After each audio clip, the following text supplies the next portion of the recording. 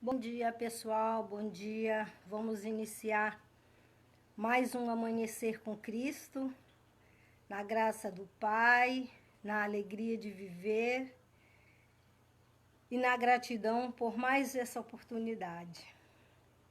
Que o amor do Pai possa estar com a gente e que o nosso amanhecer transcorra com muita alegria, com muito prazer e a participação de vocês.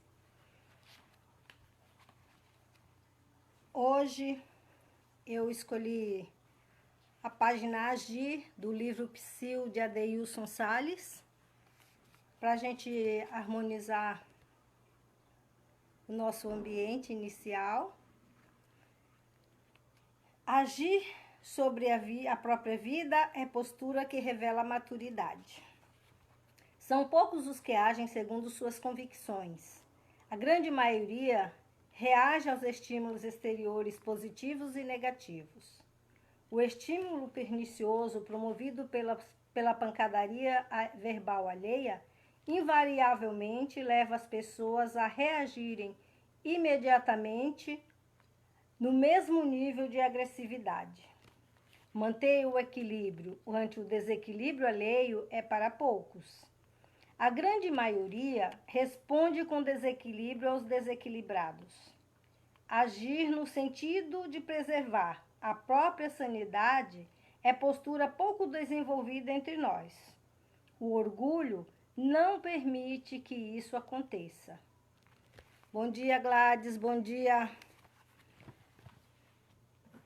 Dai. E é isso, gente. A nossa leitura aqui é bem bacana, porque vem de encontro ao que nós vamos conversar hoje. Elevemos então os nossos pensamentos ao alto e agradeçamos a Deus, a Jesus e a espiritualidade maior, mais essa oportunidade de nos reunirmos em seus nomes. Agradecemos esse novo amanhecer, esse novo encontro. Agradecemos por todas as coisas boas que recebemos do teu amor, Pai. Que saibamos passar por esses momentos de dificuldade com discernimento, com calma, com esperança, acreditando que o teu amor fará tudo terminar da forma que nós precisamos, que a terra necessita para se reorganizar, para esse novo ciclo que inicia. Que em nossos corações a chama do amor esteja sempre acesa e alimentada pelos nossos pensamentos, pelas nossas ações, pela nossa vontade de fazer o bem. Que cada um que esteja enfermo nesse momento receba bênçãos do Pai, balsamizando os seus males, suas feridas, aliviando suas dores e fazendo com que se sinta revigorado nesse mesmo amor. Que assim seja. Bom dia, Eve. Então, hoje a gente vai conversar um pouquinho sobre o Cristo operante. Olha que coisa boa, o Cristo operante. É uma leitura bem pequenininha, bem breve, mas com conteúdo tão extenso, tão grande, que a gente poderia discorrer ou conversar sobre ele em inúmeras oportunidades. Porque o Cristo operante é abundante, é grande, é imenso, porque é operante, não para. E a leitura começa com um trecho de Paulo a Gálatas, no capítulo 2, versículo 8. Porque aquele que operou eficazmente em Pedro para o apostolado da circuncisão, esse operou também em mim com a eficácia para com os gentios. Então, o mesmo Cristo que operou em Pedro, operou em Paulo. E operou com eficácia, segundo Paulo. Porque ele aceitou a ação do Mestre em sua vida, em seu coração. e passou a ter atitude cristã pela fé que foi despertada nele, em seu coração.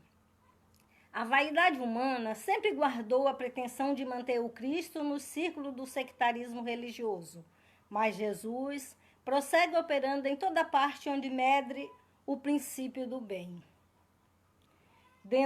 Dentro de todas as linhas de evolução terrestre, entre santuários e academias, movimentam-se os adversários inquietos, os falsos crentes e os fanáticos infelizes, que acendem a fogueira da opinião e sustentam-na. O que é bem pior, né? Além de acenderem, ainda sustentam. Entre eles, todavia, surgem os homens de fé viva, que se convertem nos sagrados veículos do Cristo operante. Simão Pedro centralizou todos os trabalhos do Evangelho nascente, reajustando aspirações do povo escolhido. Paulo de Tarso foi o poderoso ímã para a renovação da gentilidade. Através de ambos, expressava-se o mesmo mestre, com um só objetivo, o aperfeiçoamento do homem para o reino divino. Então, a seu tempo... Bom dia, Célia, minha querida. Saudades. Em tempo de Simão Pedro, ele agiu conforme pôde, enfrentou muitas dificuldades pelo nascimento do cristianismo no mundo, fez da forma simples que ele conseguiu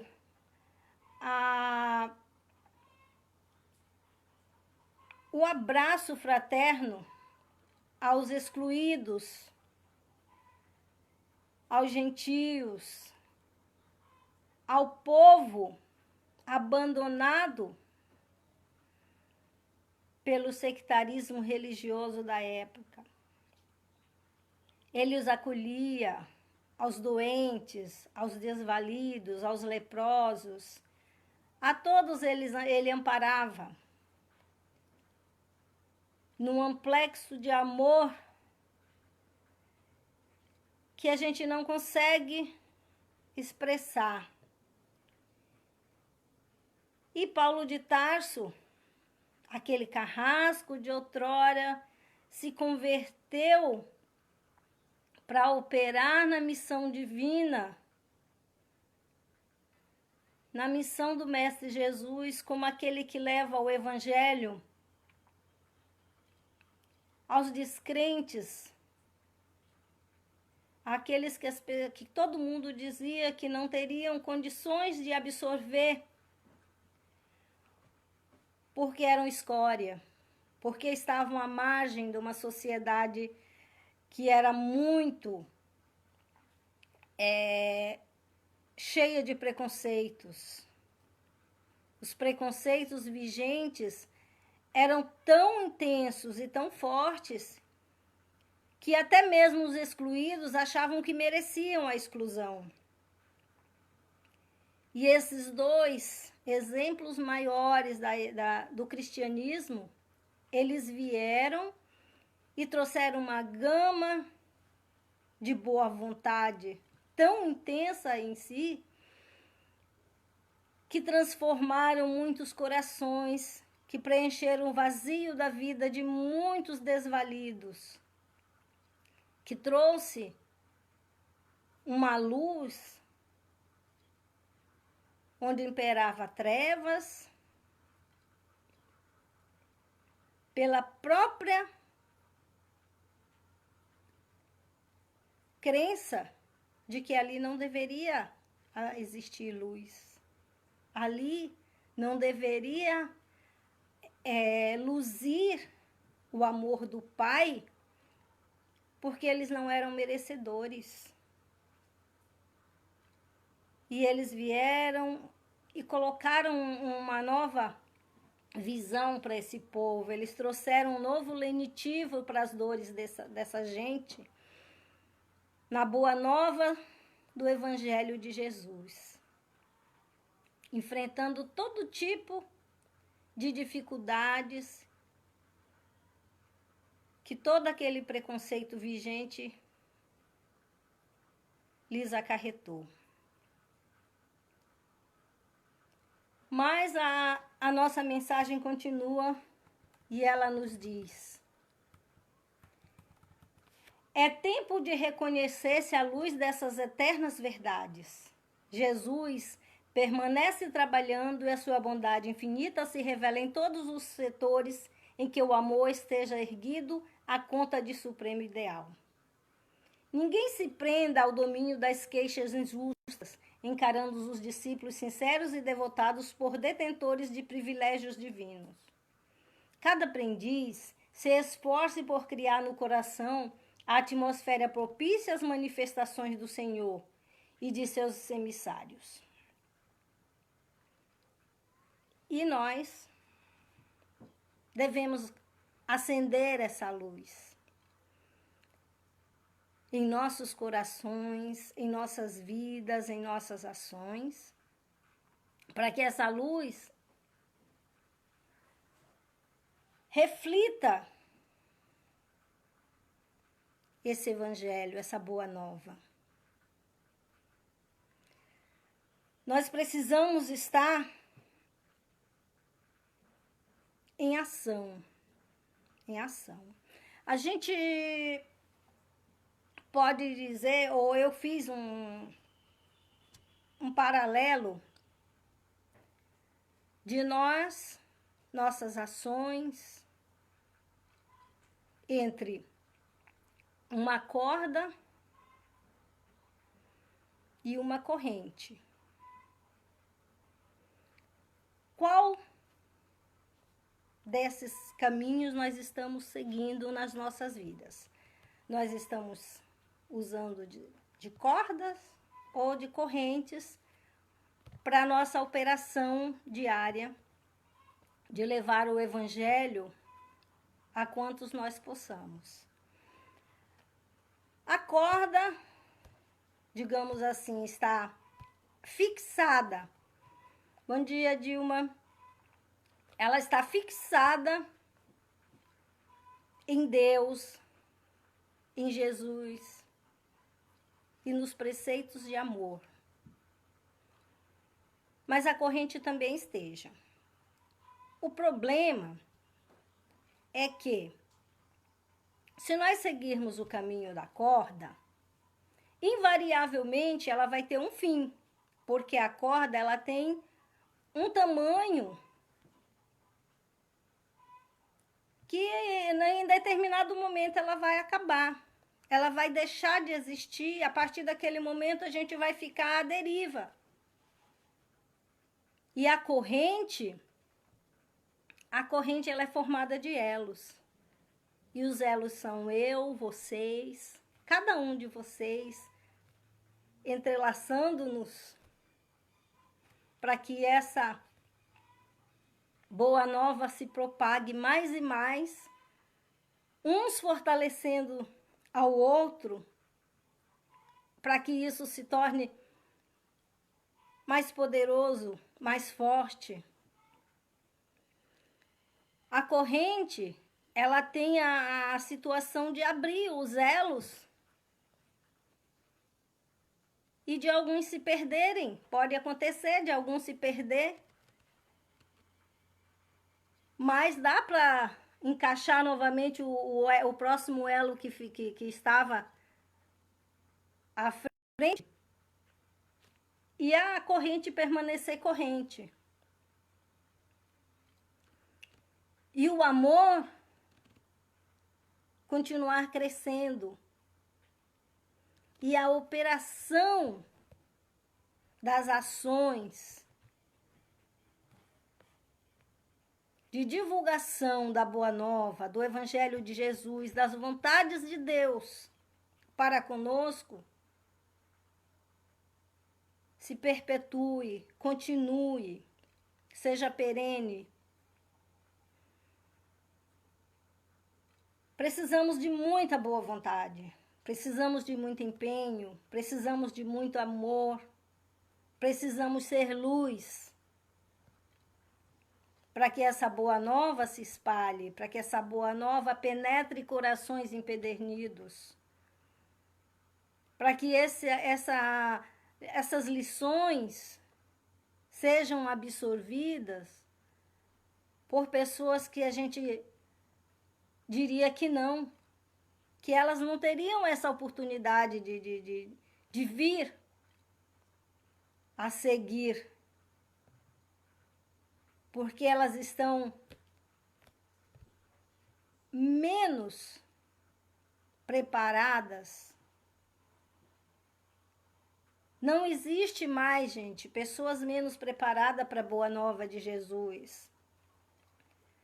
Talvez elas não tenham sido tocadas da forma como elas precisam para acordarem, para abrirem os seus olhos e para seguirem esse caminho de luz que conduz à vontade de Deus, ao que Ele espera de nós. Eu encontrei um trechinho aqui no livro Jesus no Lar, os mensageiros distraídos.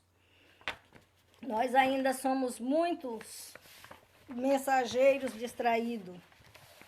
A história conta, a passagem conta a história de emissários que foram mandados para socorrerem pessoas em dificuldades e que se perdem no caminho em discussões de qual seria a melhor forma de chegar e até de apresentar o auxílio que lhes foi confiado. Mas o trecho que eu quero ler para vocês, e eu quero partilhar aqui, ele diz o seguinte: nesse símbolo temos o mundo atacado pelas pestes da maldade e da descrença. E vemos o retrato dos portadores da medicação celeste, que são os religiosos de todos os matizes que falam na terra em nome do Pai.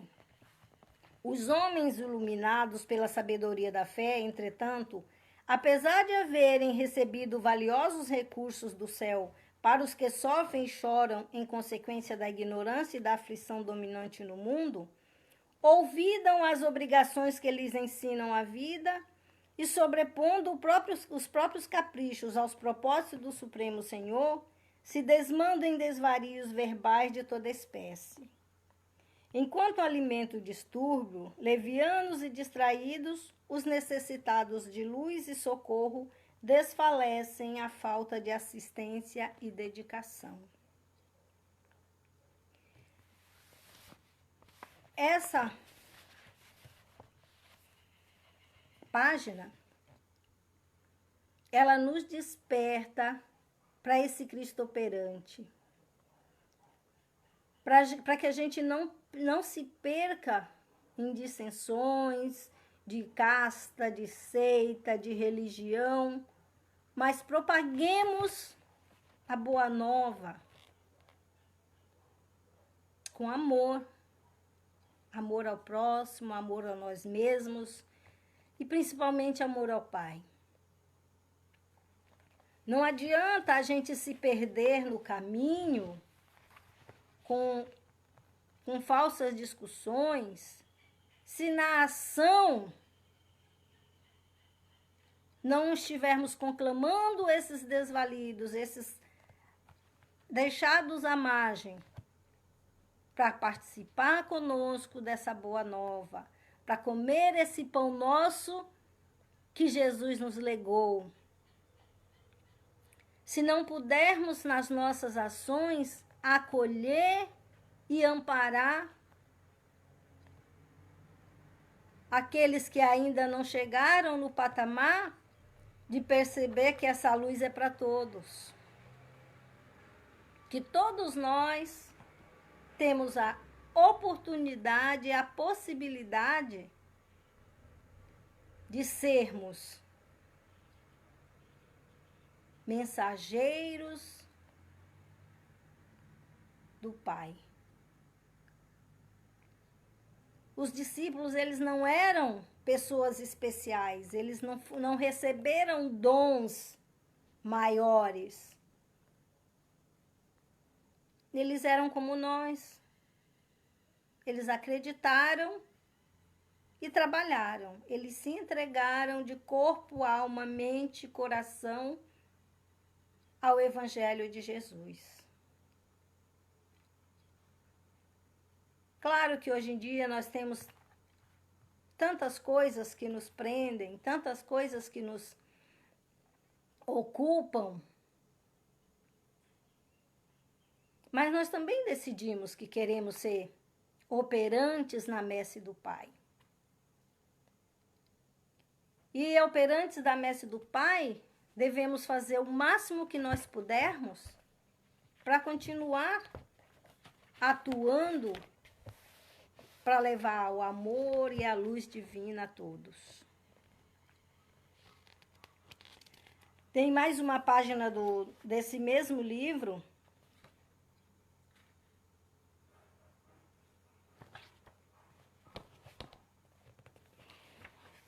O templo está repleto de adoradores e a miséria rodeia Jerusalém.